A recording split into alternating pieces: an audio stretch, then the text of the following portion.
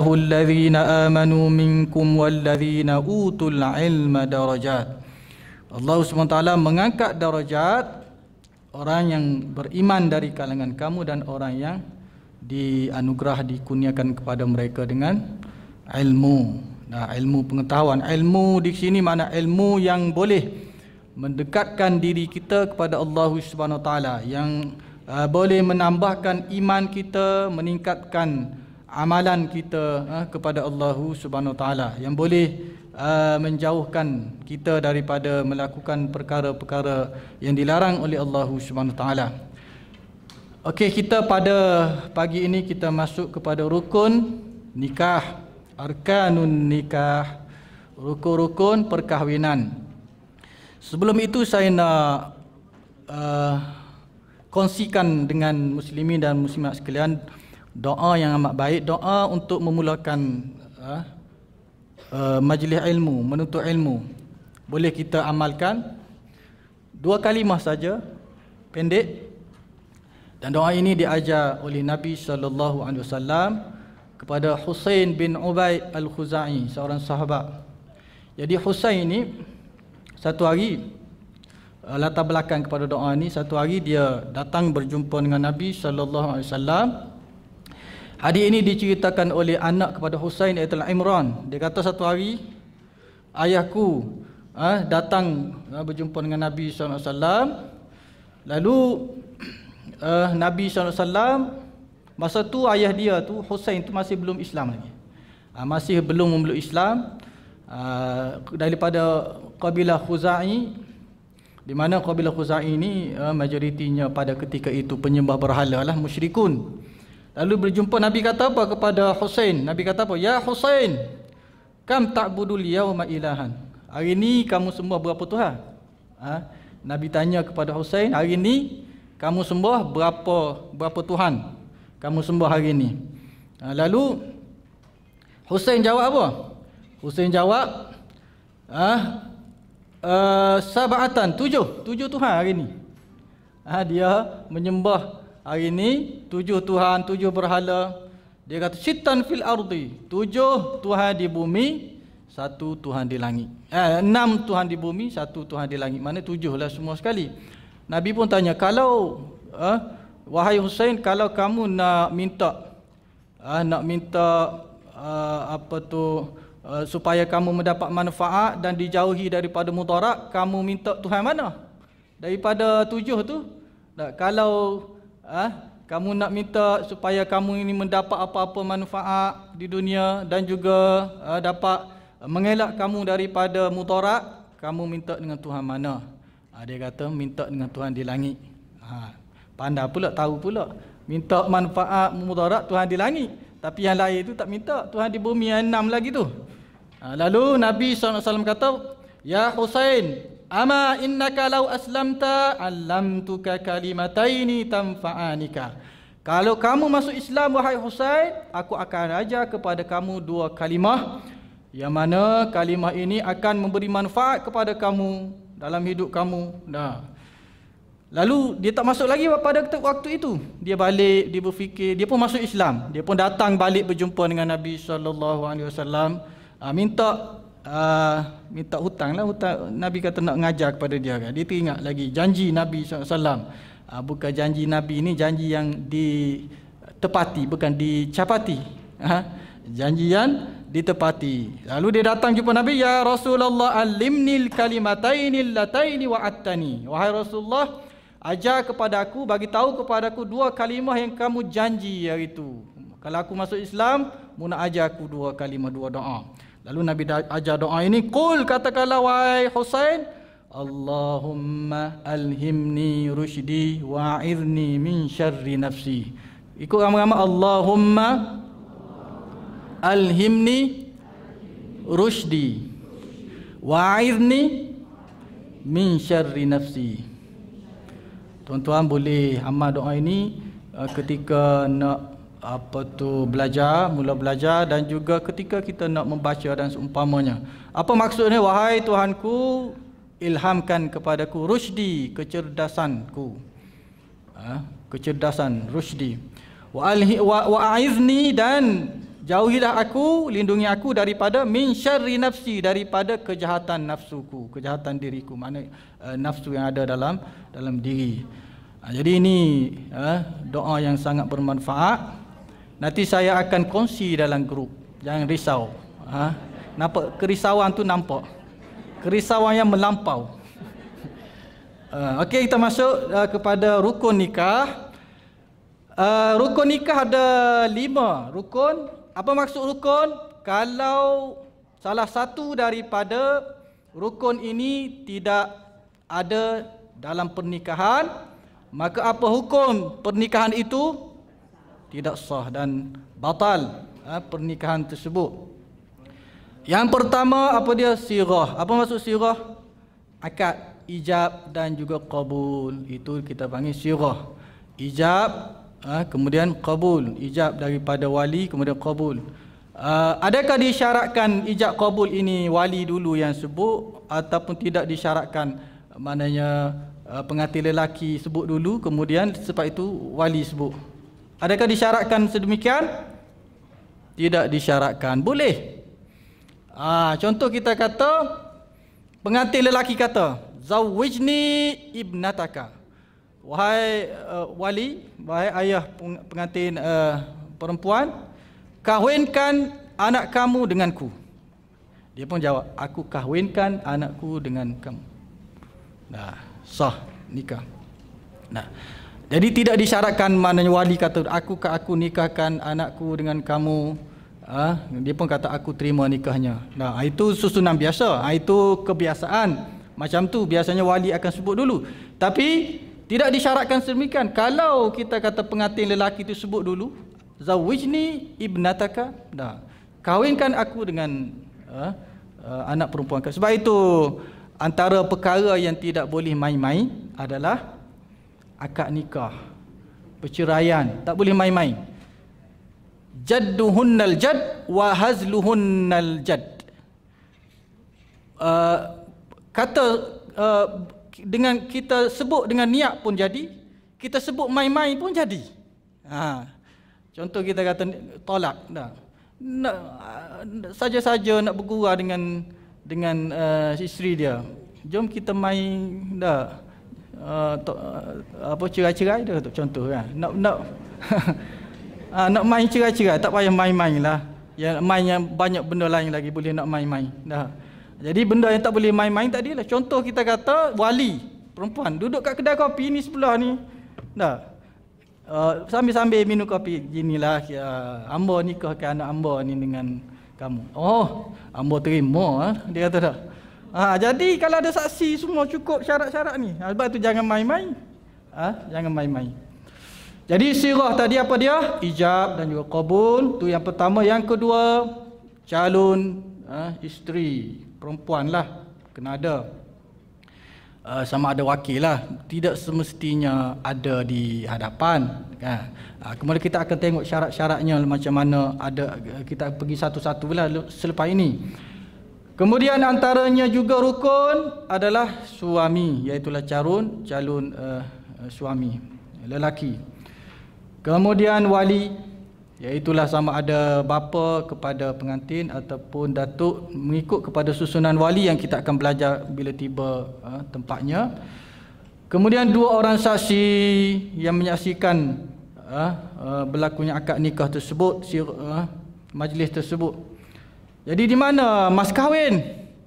Tak termasuk dalam 5 ni. Adakah mas kahwin termasuk dalam rukun nikah? Termasuk ke tak? Tak termasuklah. Disebut di sini rukun nikah ada 5 saja. Habis itu kalau bolehkah tidak ada mas kahwin dalam pernikahan? Tak boleh. Kena ada mas kahwin. Tetapi ianya bukan rukun, ia adalah wajib. Bila berlaku perkahwinan mesti ada mas kahwin. Tapi dia tidak rukun. Maknanya dalam sirah tu kalau tak tebuk, tak tebuk pula, tak sebut. Kalau tak sebut mas kahwin pun pernikahan sah, tetapi dia akan jadi mahrul mithli. Kalau tidak disebut dalam akad. Apa maksud mahrul mithli? Iaitulah tengok kepada sejarah perkahwinan dalam keluarga. Kalau si adik perempuan tu Dia anak bongsu. Tengok kepada kakaknya sebelum ini berapa mas kahwin, maka itulah akan jadi mas kahwinnya. Kalau tidak disebut dalam akad. Kalau disebut, itulah yang disebut itulah. Itu. Tapi nak cerita bahawa mas kahwin bukan daripada tidak termasuk dalam rukun pernikahan. Maknanya kalau tidak disebut mas kahwin di dalam akad nikah pun pernikahan akan menjadi sah. Okey, kita masuk kepada rukun yang pertama tadi, satu persatu. Rukun yang pertama iaitulah sirah. Sirah ini lafaz akad nikah tersebut. Sirah adalah lafzu al-ijabi wal qabuli. Lafzul ijabi wal qabul, iaitulah lafaz ijab dan juga qabul. Daripada wali dan juga daripada penerimaan daripada calon suami.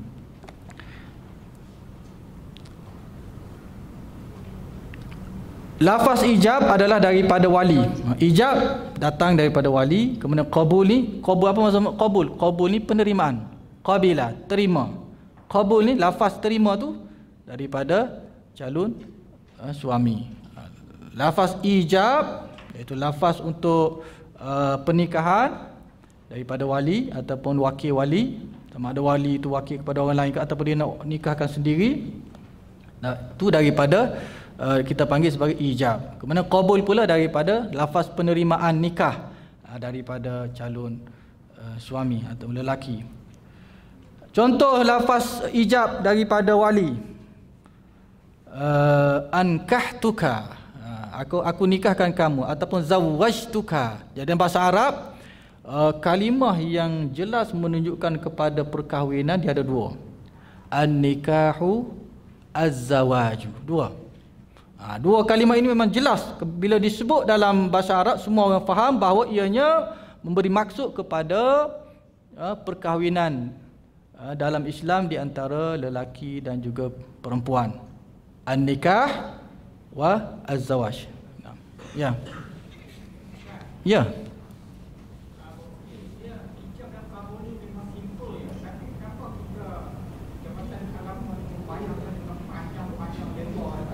Ya.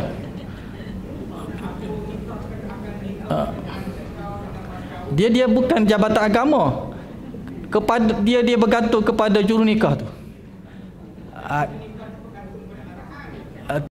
Saya senang je, saya pun jurunikah juga. saya senang je. Saya tak ada pernah menyusahkan sebab saya faham pada waktu itu saat yang paling genting bagi calon lelaki. Dia berpeluh-peluh. Jadi jangan kita nak menguji sudi dia pula. Kadang-kadang tanya pelik-pelik lah, rukun tu, rukun mani wajib lah apalah. Itu akan memalukan dia. Walaupun dia tahu kadang-kadang tu dia gugup, menyebabkan dia malulah depan majlis ramai. Saya tak ada tanya-tanya. Kita ringkaskan saja, bila cukup syarat ni sah. Tak payah nak ya kamu nak tahu lebih lanjut tu kamu belajar dalam kursus perkahwinan. Saya nak cerita kawan saya kena tumbuk. Imam jurunikah kena tumbuk kepada siapa yang menumbuk dia? Pengantin lelaki menumbuknya. Peristiwa ini berlaku sebelum dikuatkuasakan kursus perkahwinan. Selepas itu baru dikuatkuasakan kursus perkahwinan. Jadi dia ni tak tahulah macam mana dia nak dia menguji calon suami ni. Ditanya macam-macam lah, rukun Islam, rukun iman, cara syarat wajib mandi, rukun wajib mandi. Yang kawan ni duduk tengah gelabah kan. Akhir sekali dia tumbuk. Jadi tak berlakulah majlis perkahwinan hari tu. Tunda. Berlaku tumbuk-menumbuk di antara imam dan juga tu. Jadi ini kisah benar, kawan saya sendiri masuk surat khabar. Tapi lama dah, cerita ni lama.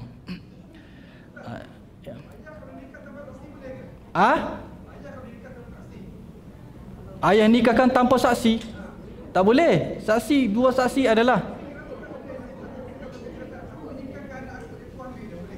tak boleh, dia kena ada saksi. Ni rukun. Kalau tidak ada saksi, pernikahan itu batil, tidak sah. Ini jelas, jelas. Saksi adalah rukun nikah. Dua orang saksi.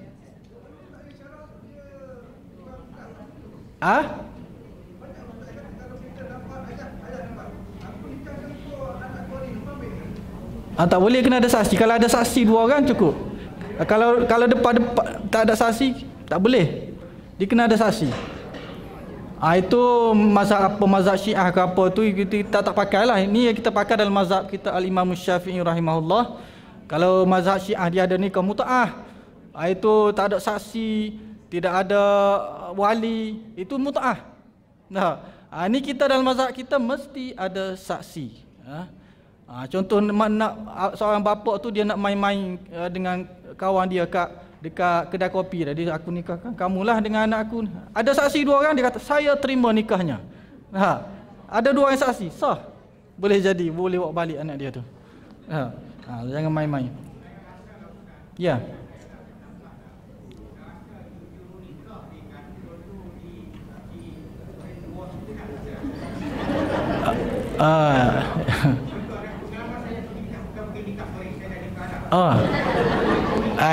Jangan pecah kat sini.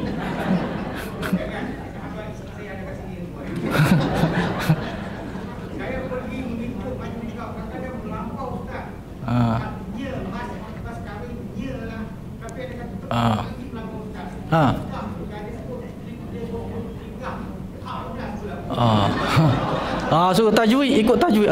Ni kamu tu tak cukup mak asli tu. Nikah. Tak payah nak payah-payah. Kita cukup. Ini rukun nikah ni cukup rukun.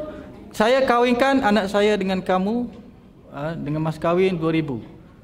Saya terima nikahnya pun cukup. Saya terima nikahnya. Tak sebut dengan sebanyak tersebut pun dah sah dah sebenarnya. Saya terima nikahnya. Sah. Dikira mas kahwin semua tu apa yang disebut oleh wali tadi. Jadi tapi orang kita biasalah. Tak boleh tu. Sekali lagi. Tu nafas apa tu? Terputus nafas ke apa? Jadi cumanya dia ada kita panggil mualat. Mualat maksudnya di antara ijab dengan qabul itu tidak boleh diselangi dengan tempoh yang lama. Tempoh yang lama itu selama mana? Mengikut adat mengatakan itu lama. Contohnya kalau wali itu kata, aku nikahkan kamu dengan anak perempuanku dengan mas kahwin sebanyak 2,000 tunai.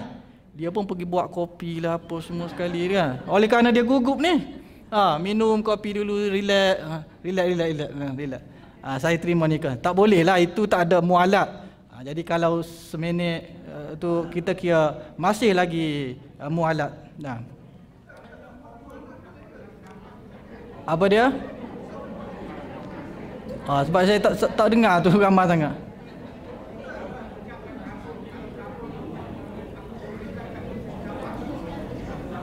Tak dengar? Satu nafas. Tidak ada syarat satu nafas. Kalau orang tu ada penyakit asma, kesianlah kat dia, tak kahwin-kahwin lah dia. Lafaz yang difahami, bukan kata satu nafas, 2 nafas, tak ada. Ini apa ni? Nak nafas-nafas ni. Itu tak apa, nanti kita buat kursus juru nikah. Ya. Tidak disyaratkan sebut, tapi muayyan. Apa maksud muayyan? Maknanya majlis itu semua tahu bahawa perempuan ini telah muayyanah ni maknanya telah ditentukan. Contoh kalau kita kata wali itu kata, aku menikahkan salah seorang daripada anak perempuanku dengan kamu. Itu tak boleh. Kalau kita kata aku menikahkan anak perempuanku, dia dah pakai pakaian pengantin semua sekali. Orang pun semua dah tahu dah memang si Aminah ni yang akan berkahwin. Tidak disyaratkan sebut nama. Tapi muayyanah, dia tu mesti ditentukan perempuan ini. Itu maksud dia. Tapi tidak disyaratkan sebut nama. Tapi kalau nak jelas kita biasa kita akan sebutlah. Aku nikahkan kamu dengan anak perempuanku Husna dah contohnya. Binti sekian dengan mas kahwin. Kalau tak sebut pun anak perempuanku dan dia ni ada dan semua faham bahawa dialah yang akan berkahwin, sah perkahwinan. Tak ada masalah. Yang penting muayyanah, ditentukan. Jadi wali tadi, wali suami, wali dua saksi. Sirah tadi, aku nikahkan kau, zawwajtuka ataupun ankahtuka. Kemudian aku nikahkan sama engkau dengan anak perempuan. Ini kita panggil ijab. Lafaz daripada wali kita panggil ijab, iaitu lafaz menikahkan. Lafaz qabul pula daripada pengantin lelaki seperti qabiltu nikahaha. Nah, itu dalam bahasa Arab. Aku terima nikahnya. Sudah dikira menerima sah dari sudut qabulnya. Aku terima nikahnya. Tapi kalau kita sebut qabiltu saja, aku terima, tak jelas, tidak sah lagi. Sebab tak jelas terima apa, terima duit ke, terima kasih ke? Tak. Jadi mesti sempurnakan ayat qabiltu nikahaha. Aku terima perkahwinan dengannya, dengan perempuan itu. Jadi tidak disyaratkan dalam qabul ni kita sebut panjang, aku terima nikahnya aku terima nikah nama perempuan itu, kemudian kita sebut panjang nama dia tu, kemudian dengan mas kahwin. Kalau nak sebut pun tak apa, tapi kalau tak sebut pun sah nikahnya. Lebih-lebih lagi zaman sekarang ini yang nama-nama ni kerana pelik-pelik, Sofia, Edulina, macam-macam, jadi berbelik-belik dah nak sebut nama tu. Jadi memadai dengan qabiltu nikah, aku terima nikahnya. Ataupun nak sambung lagi dengan mas kahwin sebanyak yang tersebut. Sudah selesai. Ya. Tanya banyak ni, ada pelik ni, saya sanksi ni.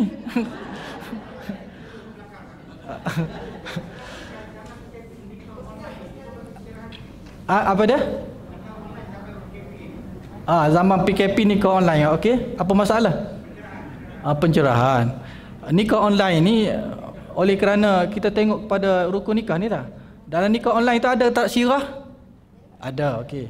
Ada tak isteri nikah online tu? Ada. Kemudian suami ada tak? Ada. Wali ada? Saksi? Ada. So cukup rukun nikah sah. Dan kita punya fatwa wilayah pun sah lah. Sebab itu mufti sendiri yang akad nikah pernikahan pertama tu mufti sendiri, yang mufti wilayah. Mufti menteri lah, menteri agama. Ya.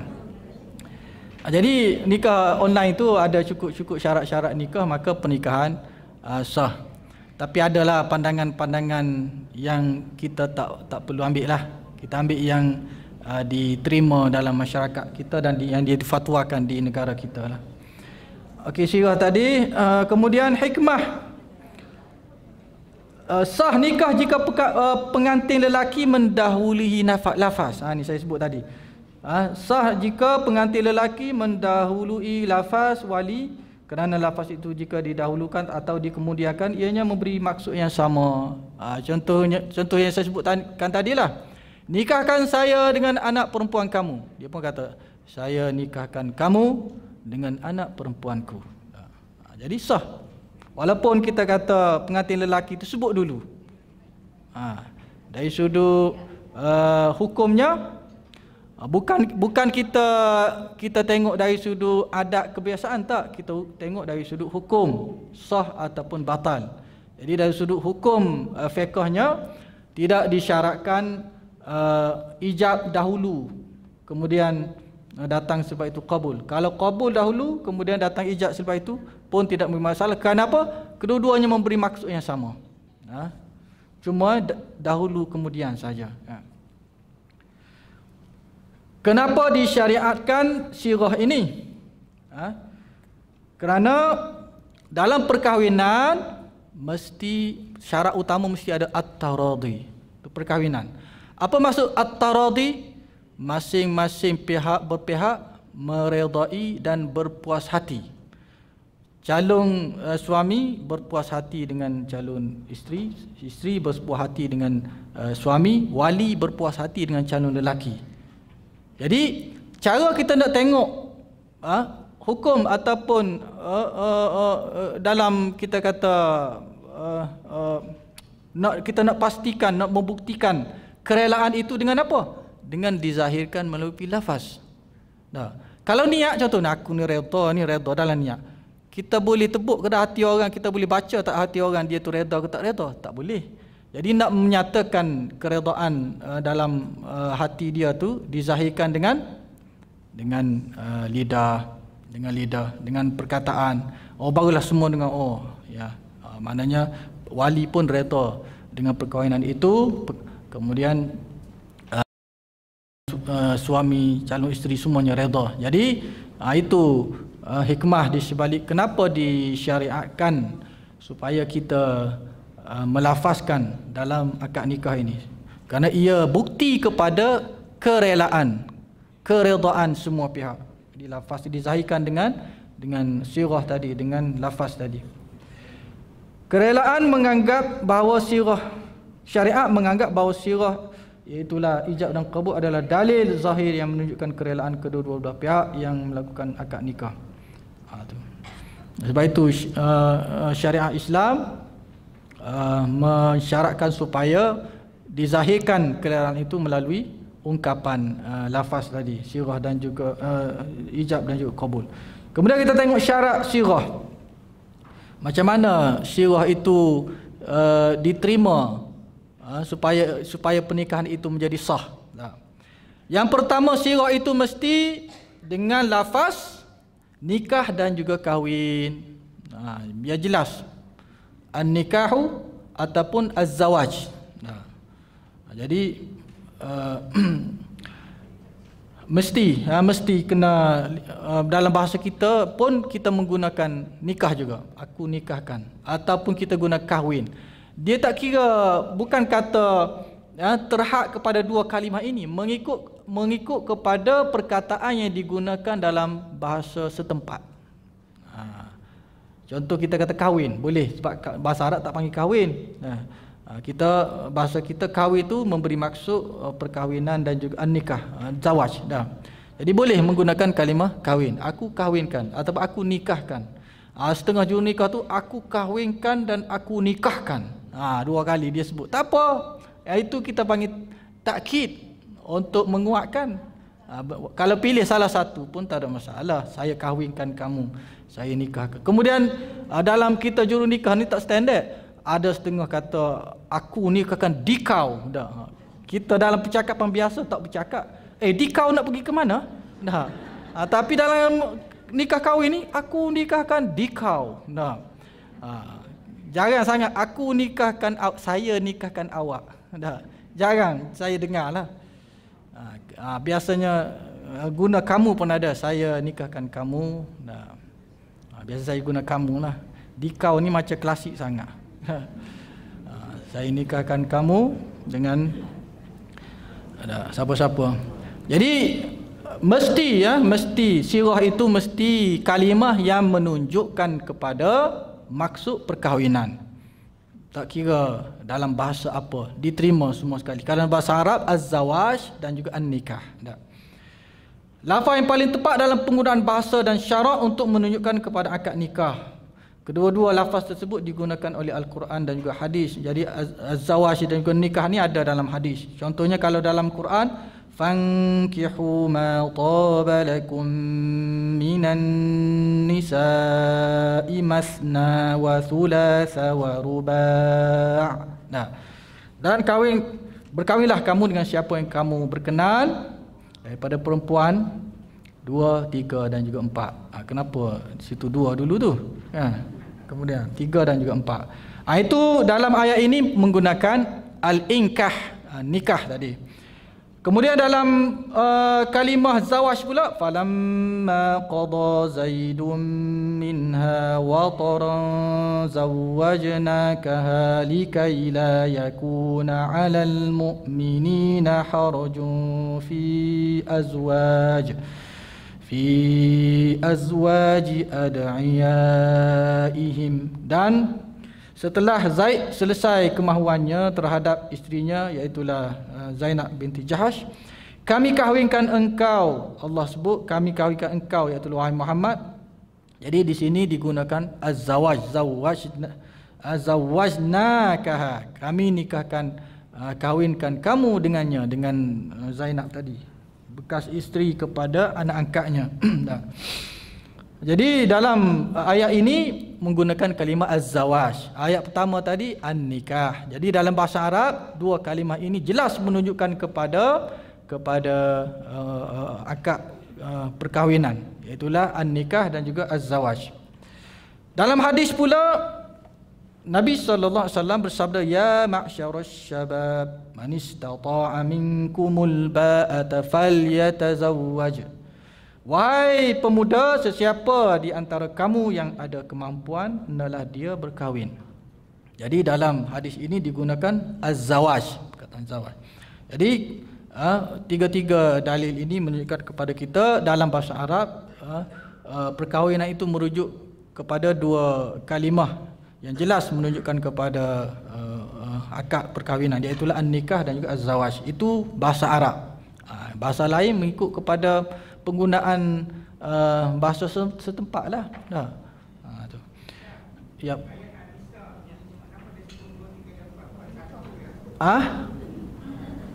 Apa dia?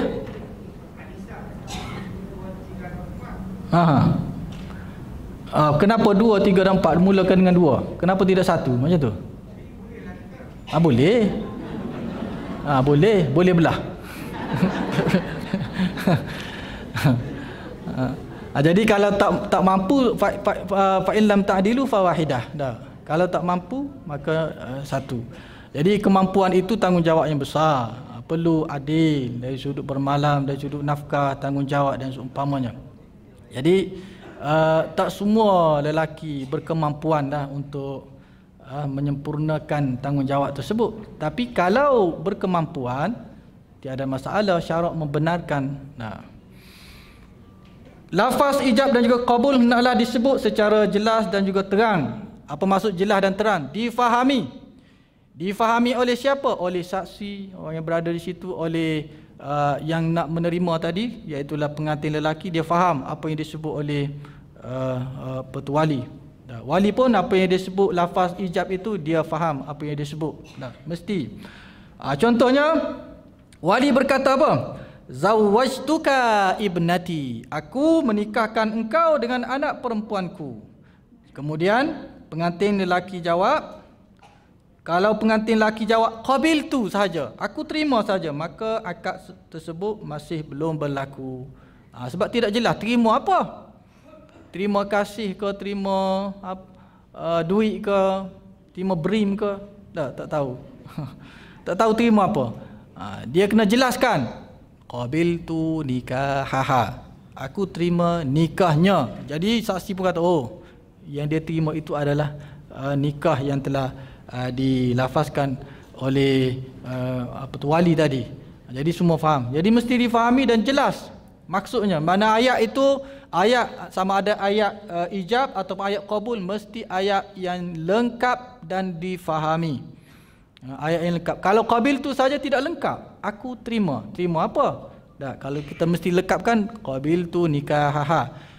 Jadi apa maksud lengkap? Kalau kita belajar bahasa Arab, kita dia panggil jumlah al-mufidah, jumlah yang lengkap.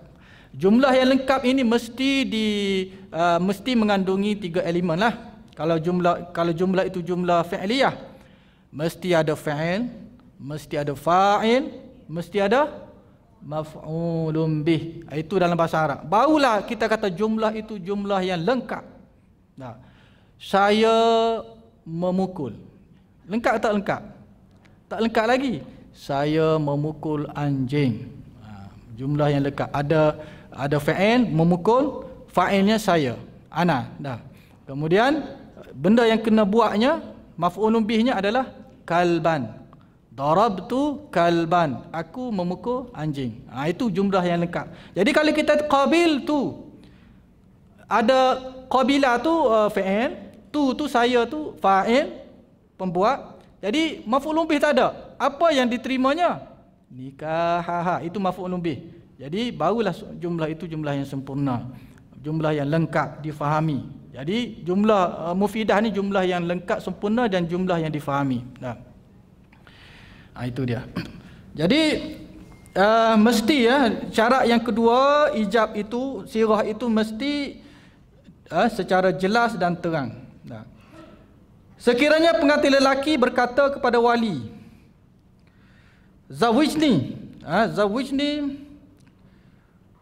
ibnataka, kawinkan aku dengan anak perempuan kamu. Lalu wali kata, qabiltu, aku terima permintaan kamu. Jadi tak sempurna juga, masih belum berlaku. Jadi mesti wali pun mesti jumlah yang lengkap juga. Qabiltu nikahaha, aku terima perkahwinan anakku dengan kamu. Tu mesti jelas. Kedua-dua, daripada sama ada dari pihak pengantin lelaki ataupun dari pihak wali, mesti jelas jumlah itu jumlah yang lengkap dan difahami. Kemudian kalau akad itu berlaku tanpa menggunakan bahasa Arab, boleh ke tak boleh? Maknanya tidak menggunakan kalimah nikah ataupun zawaj. Boleh ke tak boleh? Sah hukumnya menggunakan bahasa asing bukan bahasa Arab untuk akad nikah. Sekiranya ijab qabul menggunakan bahasa asing, sah akad nikahnya sekalipun wali dan pengantin mengetahui bahasa Arab. Walaupun kedua-duanya tahu bahasa Arab, tak ada masalah guna bahasa setempat. Ini kerana perkara yang diambil kira adalah makna yang sama. Makna tu, tujuan tu, matlamat yang sama. Bukan dari sudut mesti wajib menggunakan kalimah bahasa Arab. Orang Cina guna bahasa Cina, India guna bahasa India. Kalau orang isyarat macam mana? Orang isyarat pula. Orang OKU pendengaran, bisu ni, macam mana? Guna bahasa isyarat. Bahasa isyarat tentang nikah macam mana? Mungkin macam ni lah kot. Okey. Jadi isyarat yang difahami. Jadi kalau boleh, maknanya saya belum pernah lagi mengakadkan nikah pasangan yang OKU pendengaran ni atau percakapan ni, bisu dah. Tapi maknanya kalau saksi pun kena faham juga. Maknanya orang yang mahir tentang bahasa isyarat, dia kena bagi taklimat dululah. Ni kalau cara nak akadnya macam ni dah. Saksi pun kena faham jugalah. Oh gitu ya, kahwin dah macam ni. Dah contoh.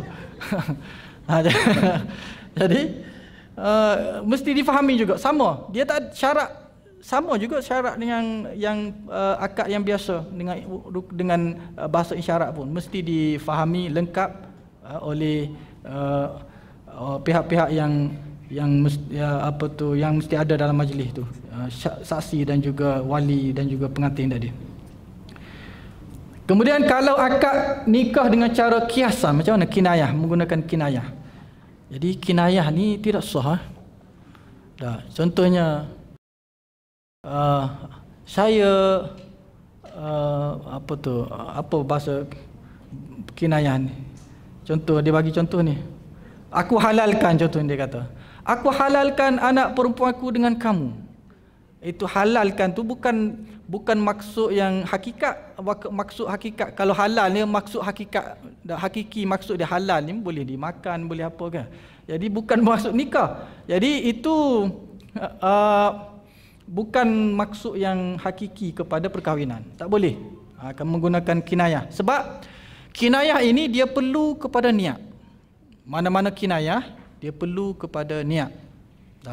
Sebab itu kita kata kalau orang tu menceraikan isterinya, seseorang itu menceraikan isterinya dengan menggunakan lafaz kinayah, hakim akan tanya niat dia. Contoh, kita kata orang tu dia nak ceraikan isteri dia, kamu baliklah ke rumah ibu bapa kamu. Tapi maksud dia nak cerai. Jadi hakim akan panggil, apa maksud kamu? Kamu kata baliklah ke rumah kedua ibu bapa kamu. Saya maksudkan perceraian. Maka hakim kata sah perceraian. Jadi setiap lafaz kinayah perlu kepada niat. Jadi di sini bila disebut dengan lafaz kinayah, orang tak tahu, saksi yang ada di situ tak tahu apa niat sebenar wali itu tersebut. Jadi tak boleh menggunakan lafaz kinayah. Tidak sah pernikahan. Lafaz kinayah apa dia? Lafaz yang membawa maksud kahwin ataupun tidak. Maknanya tidak jelas sama ada kahwin ke, ataupun dia maksud dengan maksud-maksud yang selain daripada itu. Seperti dia mengatakan, aku halalkan anak perempuanku kepada kamu, atau aku serahkan anak perempuanku kepada kamu. Ini kinayah juga, tidak lafaz yang jelas kepada maksud perkahwinan. Jadi tidak boleh dalam bab perkahwinan mesti lafaz itu lafaz yang hakikat maksud perkahwinan tu, nikah ataupun zawaj. Tak boleh menggunakan lafaz kiasan, kinayah ataupun kinayah. Hukumnya tidak sah kerana lafaz kiasan memerlukan kepada niat. Bagaimana saya sebutkan tadi, niat tempatnya adalah di hati. Akad nikah memerlukan kepada saksi. Saksi pula tidak boleh melihat apa yang ada dalam hati, sedangkan dia perlu menyaksikan kedua-dua pihak itu benar-benar berniat nikah ataupun sebaliknya. Jadi saksi tadi tak jelas maksud sebenar, sebab bila lafaz kinayah itu perlu kepada niat, dan niat itu tempatnya di hati, dan hanya orang itu saja yang dia tahu apa niat dia, orang lain tak tahu apa niat dia. Jadi dalam persoalan perkahwinan, aspek perkahwinan ini, maka tidak boleh dengan lafaz kiasan. Mesti lafaz yang jelas, hakikat menunjukkan kepada akad perkahwinan, iaitu an-nikah dan juga az-zawaj, mengikut kepada bahasa masing-masing lah. Kita kahwin, bahasa boleh. Kemudian nikah dengan menggunakan tulisan, boleh ke tak boleh? Tulis. Orang bahasa isyarat tu dia tulis saja, saya nikahkan anak saya, baca. Itu pun boleh ke tak boleh? Tulisan. Akad nikah juga tidak berlaku dengan menggunakan tulisan, sama ada kedua-dua pihak melakukan akad dalam majlis yang dalam majlis tersebut ataupun tidak. Sama ada dalam majlis ataupun atas surat ke. Saya nikahkan atas pos surat, dia pun baca. Majlis yang lain lah, tidak serentak. Sekiranya wali menulis kepada pengantin lelaki yang ada di hadapannya atau tiada di hadapannya, aku kahwinkan engkau, zawajtuka ibnati, dengan anak perempuanku. Tulisan itu diserah kepada lelaki, kemudian lelaki pula baca, dan kemudian dia pun tulis pula, aku terima perkahwinan anak perempuanmu. Maka hukumnya tidak sah melalui tulis. WhatsApp ke contohnya, depan-depan tapi WhatsApp, saya nikahkan. Ini kerana tulisan menyamai kiasan juga, nikah secara kiasan adalah tidak sah. Tulisan pun sebab kita tak tahu dia tulis itu apa maksud, betul ke tak betul. Jadi yang paling sahih dalam masalah nak menzahirkan hati, apa yang ada dalam hati, menyatakan hasrat adalah melalui lafaz. Sebab itu kita kata dalam kita beriman kepada Allah Subhanahu Wa Taala, apa maksud iman? At-tasdiqu bi al-qalbi. Dia tidak memadai dengan at-tasdiqu bil qalbi. Dia mesti ada an-nutqu bil lisan. Iman membenarkan dengan hati. Kita tak tahu betul ke tak betul orang tu percaya kepada Allah Taala. Melainkan setelah dia an-nutqu bil lisan, asyhadu an la ilaha illallah. Kemudian untuk menyempurnakan iman dia itu mesti al-amalu bil jawarih. Dia mesti beramal, buktikan keimanan dalam hati dia, buktikan apa yang dia lafazkan itu dengan amal, dengan anggota dia. Mesti solat, mesti puasa. Itu. Jadi sama juga di sini, maknanya tulisan itu tidak menggambarkan apa yang ada di hati. Yang benar-benar dalam kita nak menggambarkan hasrat hati adalah dengan lafaz. Lafaz itu menggambarkan apa yang ada dalam hati. Mungkin kita kata ada orang lafaz lain dalam lain, macam orang munafik. Orang munafik ni dalam dia al-kufru billah, tapi lafaz dia an-nutqu bil Islam, bercakap dengan lidah Islam, tapi itu kita kata bukan hukum umum. Hukum yang disepakati bila dilafaz bermaksud ianya zahir daripada hati. Isyarat orang bisu yang kita bincangkan tadi, macam mana orang bisu nak kahwin. Kalau macam tu tak kahwin lah orang bisu, kesian kat dia kan. Mesti ada cara dia penyelesaian untuk dia nak kahwin ni. Jadi akad orang bisu menggunakan bahasa isyarat yang difahami oleh orang ramai, bukan yang orang difahami oleh orang yang mahir sama-sama dia saja. Sebab itu kena taklimat kepada dua wali, dua saksi ni. Maknanya maksud ni maksud kahwin tu. Jadi dia pun okey. Bila dibuat secara isyarat, jadi saksi tadi faham dan orang yang hadir pun tahu bahawa itu adalah majlis perkahwinan, bukan majlis borak-borak biasa. Jadi kita tak tahu orang isyarat ni. Dia gelap pun kita tak dengar. Sebab itu kalau tuan-tuan jadi cikgu dah rasa tak nak stres dengan budak-budak yang bising-bising, pergi minta sekolah pendidikan khas bisu lah kan. Senyap je sekolah tu kan. Tak ada orang bercakap. Jadi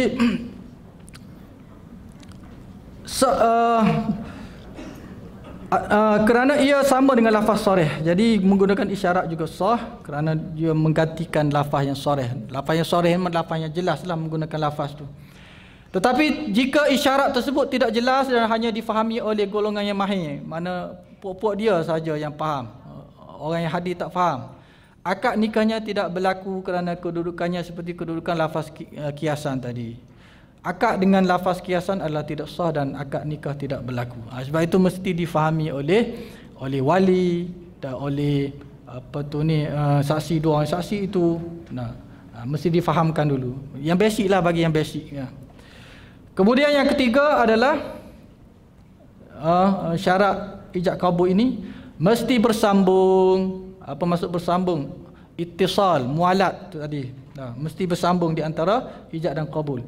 Jadi antara syarat sirah adalah ijab daripada wali dan qabul daripada pengantin lelaki mestilah bersambung. Sekiranya wali berkata, zawajtuka ibnati, aku kahwinkan engkau dengan anak perempuanku. Lalu lelaki itu senyap. Lama dia senyap, dia fikir macam mana nak jawab ke, ataupun dia recall balik. Dia duk hafal dah sebelum ni. Malam tu memang tak tidur dah dia. Aku terima nikah kan. Tapi biasalah bila depan ramai-ramai ni, depan bakal bapa mertua ni, dia mari gugup, mari macam orang yang nak kahwin kali kedua pun gugup dah. Dia pernah kahwin dah. Saya pernah mengahwinkan seorang lelaki, bukan poligami ni, tapi dia pernah berkahwin lah. Dia bercerai, dia pernah untuk perkahwinan kedua dia. Bila kita ijab ni, bila kita sebut saya kahwinkan kamu dengan sekian-sekian yang berwakil-walikan saya, bapanya kepada saya sekian-sekian kan. Senyap. Tak boleh jawab. Okey, tak apa, saya buat sekali lagi. Senyap juga. Tu maknanya dia ada gugup dan seumpamanya. Saya suruh dia minum air dulu semua sekali. Baru okey selepas tu kan. Jadi kena ruqyah dulu. Mungkin mari jin apa tu. Jadi aku nikahkan engkau dengan anak perempuanku. Lelaki itu senyap dalam satu jangka masa yang lama. Kemudian selepas itu baru dia jawab. Mungkin tertidur ke apa, ada ke? Tak adalah sampai tahap tu kan. Aku terima akan nikahnya. Maka akad tersebut tidak sah kerana wujudnya pemisah yang panjang di antara ijab dan qabul. Jadi saya sebutkan tadi, tempoh panjang ke pendek itu mengikut adat. Kalau adat setempat mengatakan itu adalah lama, maka lama. Kalau adat setempat mengatakan itu pendek saja, dia berdehem, dia tarik nafas semua sekali itu sekejap, maka dikira sebagai sekejap. Ini kerana kemungkinan wali menarik balik akad nikah tersebut. Dari sebarang kemungkinan lah, kalau lama sangat. Ini nak kahwin dengan anak aku, tak nak kahwin ni. Akhir sekali dijawab oleh saksi pula. Saya terima nikah ni. Dia kata kamu tak nak nikah. Jangan buat macam itu, memalukan keluarga mereka dan keluarga mereka. Jadi mana tadi mesti berterusan, tidak ada tempoh, tidak diselangi oleh tempoh yang lama. Jadi saya sebut tadi, nak tahu pendek ke lama ke tempoh itu bergantung kepada adat. Kalau adat mengatakan itu adalah sekejap, maka sekejap. Kalau adat kata itu lama, maka lama. Ini kerana kemungkinan dia wali itu tarik balik, tak bersetuju. Jangka masa tersebut mungkin berlaku. Sekiranya senyapnya adalah sekejap, seperti untuk bernafas, bersin, dia tidak mencacatkan kesahihan akad tersebut. Kemudian yang seterusnya, wali dan pengantin lelaki waras sehingga selesai akad. Contoh kita kata wali selepas dia zawajtuka, aku menikahkan kamu dengan anakku. Tiba-tiba jadi gila waktu tu. Ni jenis dia ada penyakit yang gila, kita panggil jununul ghairu mutbaq. Gila yang sekejap-sekejap. Ada penyakit gila sekejap-sekejap kan. Tanya dia gila tu gila lah. Tanya dia waras pula kan. Jadi dia ni tanya dia akad dia sebut ijab tu okey. Sebelum daripada pengantin lelaki ni jawab qabul, jadi gila dia. Meracau-racau. Maka tak boleh. Tak sah. Contoh kita kata aku nikahkan kau dengan anak perempuan aku. Tetapi sebelum pengantin lelaki sempat menerima ijabnya, tiba-tiba wali menjadi gila atau pengsan ketika itu. Selepas itu dia pula pengsan. Sepatutnya yang nervous tu pengsan, dia yang pengsan. Selepas itu barulah pengantin lelaki menerima ijab tadi, maka pernikahan tersebut tidak sah. Kerana ketika pengantin lelaki itu menyebut qabul itu dalam keadaan wali waras, gila pada ketika itu, maka tidak sah perkahwinan tersebut. Begitu juga sekiranya pengantin lelaki berkata kepada wali, zawijni ibnataka, kawinkan aku dengan anak perempuan kamu, kemudian dia jadi gila. Pengantin lelaki tersebut selepas dia sebut kawinkan aku dengan anak perempuan kamu, mari marrying dia tu. Maka sebelum sempat lagi wali kata aku terima pernikahan tersebut, maka tidak sah. Hukum tidak sah dalam masalah di atas kerana apa? Salah seorang daripada kedua belah pihak telah hilang keahlian. Dia panggil dalam kalau kita belajar usul fiqh al-ahliyah, keahlian. Ahliyah ni maknanya kita ini menjadi ahli untuk mukallaf, ditaklif. Tidak gila, kita ni tidak kanak-kanak. Syarat-syarat seorang itu menjadi mukallaf. Apa syarat-syarat seorang itu menjadi mukallaf? Dia mesti aqil, dia mesti baligh, dia mesti bulughud da'wah. Dia mesti berakal, dia mesti balik, dia mesti sampai dakwah kepadanya, dakwah Islam. Itu. Jadi orang yang tak cukup keahlian tu untuk syarat untuk menjadi mukallaf, maka kita kata dia tidak mukallaf lah pada waktu itu. Macam mana nak sah hukum syarak ke atasnya? Orang yang tidak mukallaf ni tidak sah, tidak wajib kepadanya hukum syarak.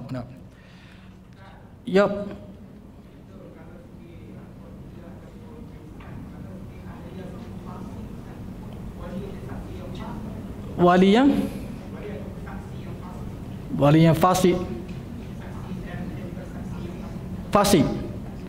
Jadi fasik ni zaman sekarang ni, kalau nak ambil kira dari sudut itu, tak kahwin lah anak perempuan tu. Sebab ramai kadang-kadang saksi dan juga wali kadang-kadang tak semayang. Tak semayang ni kan nak kira fasik lah. Bila orang tu secara berterusan tidak solat, fasik. Ada boleh kalau nak jadi saksi. Sebab tu takkanlah kita nak memalukan dia depan ramai. Semayang 5 waktu kata tanya wali. Dia jadi memalukan dia. Jadi sebab itu maknanya kalau boleh lah, kalau saya saya amal pun sebelum daripada akad nikah tu kita minta bertaubat. Astaghfirullahalazim, minta kepada wali istighfar, minta kepada saksi semua yang hadir beristighfar kepada Allah Taala, dan kita minta juga syahadah. Minta masing-masing asyhadu alla ilaha illallah wa asyhadu anna Muhammad. Mudah-mudahan pada ketika itu terangkat fasik tadi. Jadi kalau nak mengambil kira fasik itu, teruklah kita hari ni tak berkahwin lah. Banyak sebab ramai orang macam tu zaman akhir zaman ini. Asah. Dalam keadaan sebagaimana yang disebutkan oleh mufti-mufti sah perkahwinan. Sebab itu kita minta beristighfar tadi, minta syahadah. Kemudian yang seterusnya sirah yang terakhir, ada sebelum itu lagi, dan selepas itu satu lagi. Sirah menunjukkan akad berlaku ketika itu juga, bukan bertangguh. Aku nikahkan kamu dengan anakku pada Ramadan akan datang. Contoh. Jadi dia sangkut kepada Ramadan akan datang. Jadi tak boleh macam tu. Mesti berlaku kesahan itu mesti pada akad pada majlis tersebut. Maknanya selepas pengantin lelaki aku terima nikahnya, maka automatik suami isteri. Bukan kata aku nikahkan kamu yang dengan anak-anakku ini yang mana akan menjadi isteri kamu pada Ramadan akan datang. Contohnya. Nah, sekarang ini tak jadi lagi, kamu kena tunggu lagi. Tak boleh macam tu. Mesti ianya berlaku pada majlis tersebut juga. Tak boleh nak tangguh-tangguh dari sudut efektif dia, berkuat kuasanya akad nikah. Jadi akad nikah dah berlaku tapi terlopong pengantin lelaki tak tengok isteri dia, kena tunggu Ramadan. Tak boleh macam tu. Jadi yang terakhir pada pagi ini adalah berkaitan dengan rukun sirah itu mesti memenuhi perkara ini. Yang terakhir, sirah mestilah mutlak. Sirah mesti mutlak. Apa maksud mutlak? Maknanya tidak sah menentukan jangka masa. Contohnya, aku nikahkan anak perempuanku dengan kamu sebanyak 2 bulan. Nah, lepas itu tercerai dengan sendiri. Tak boleh. Kena ada terikat dengan masa, mesti mutlak. Sebab itu diharamkan untuk berlakunya perkahwinan mut'ah. Perkahwinan kontrak kita panggil. Nah, jadi perkahwinan kontrak ini tidak lebih dan tidak kurang seperti perzinaan jugalah, pelacuran jugalah. Contoh kalau dibenarkan kahwin kontrak itu, kahwin mut'ah tu, jadi tak berlakulah perzinaan, pelacuran. Jumpa dengan pelacur di hotel contohnya, saya nikah dengan kamu untuk malam ini saja. Ini mas kahwinnya 120 ni. Padahal itu bayaran untuk servis tu. Jadi cari saksi 2 orang, sah kita. Esok kita tak ada apa-apa dah. Sebab itu tak boleh. Akad nikah mesti mutlak. Maknanya tidak ada tempoh masa. Makna kahwin sehingga ke til jannah lah. Bahasa sekarang til jannah, sehingga ke syurga. Jadi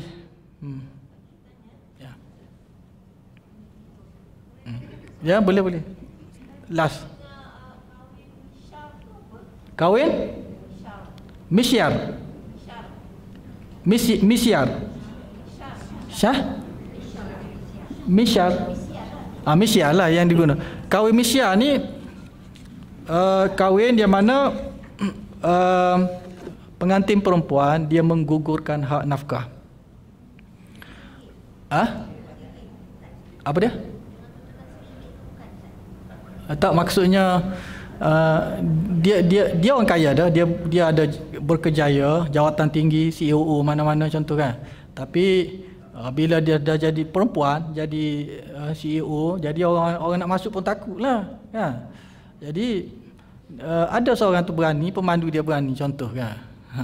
Tapi dia kata saya kahwin ni nafkah saya tak mampulah, tak mampu. Jadi dia kata tak apa, dia nak tak payah bagi nafkah pun tak apa. Dia menggugurkan hak nafkah dia.